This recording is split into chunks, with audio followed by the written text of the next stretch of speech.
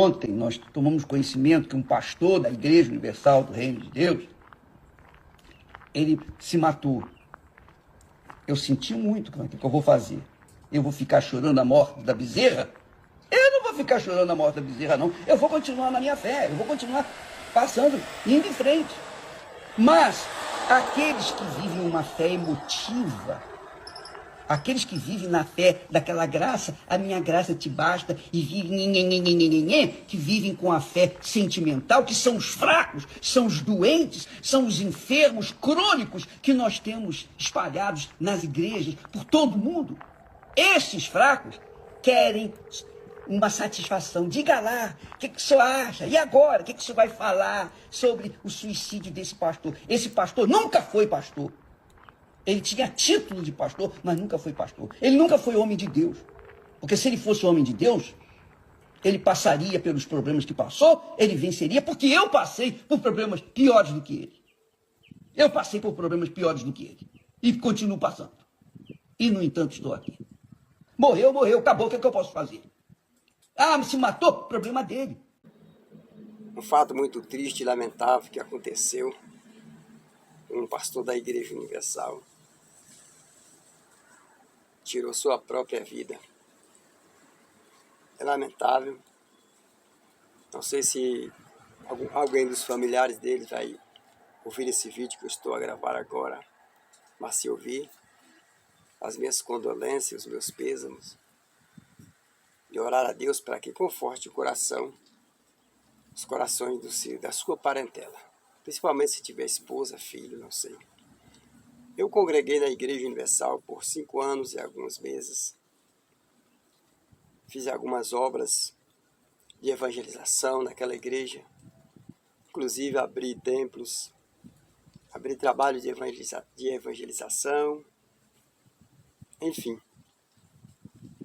Mas chegou um tempo que eu decidi a não ficar mais na Igreja Universal e fui para outra igreja.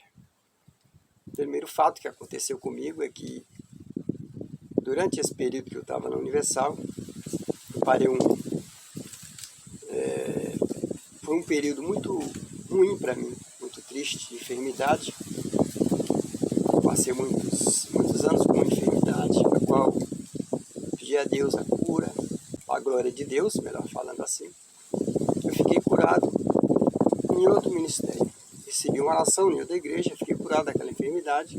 Então, por gratidão a Deus e o ministério, as orações dos irmãos daquele ministério, eu deixei de congregar na Universal e passei para esse outro ministério. Mas vamos aos fatos. Para quem conhece o Bispo Macedo, ele falou sobre o que ele pensa, o que ele acha, o que ele age depois da morte desse pastor. Para quem conhece ele como eu conheço, não muito, né? Mas participei de reuniões. Pelo fato de eu ser obreiro lá, eu tive um cargo de obreiro lá por muito tempo, pregador. Até recebi convite para ser pastor, mas eu neguei. Não é novidade, na verdade.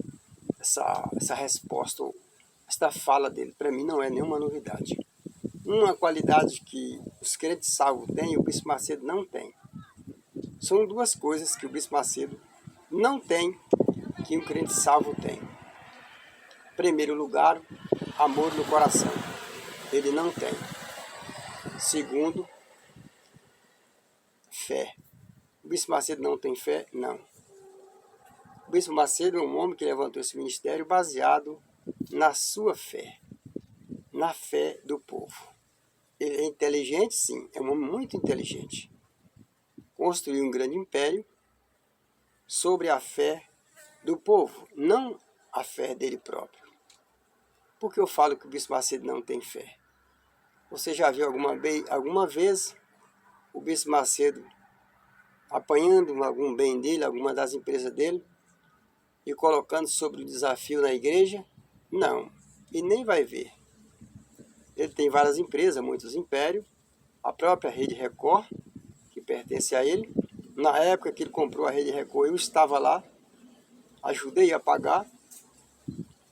Pergunta se ele sacrifica uma das emissoras da Rede Record em prol do Ministério da Igreja Universal. Ele não vai fazer isto, porque ele não tem fé. Ele vive sobre a fé do povo. Eu não estou condenando ele, estou falando o que ele é. Sei que muitos irmãos, muitas pessoas que estão na Igreja Universal têm fé e vão ser salvos. São pessoas que têm amor no coração. Mas o Bispo Macedo não tem amor para com as almas e nem tem fé.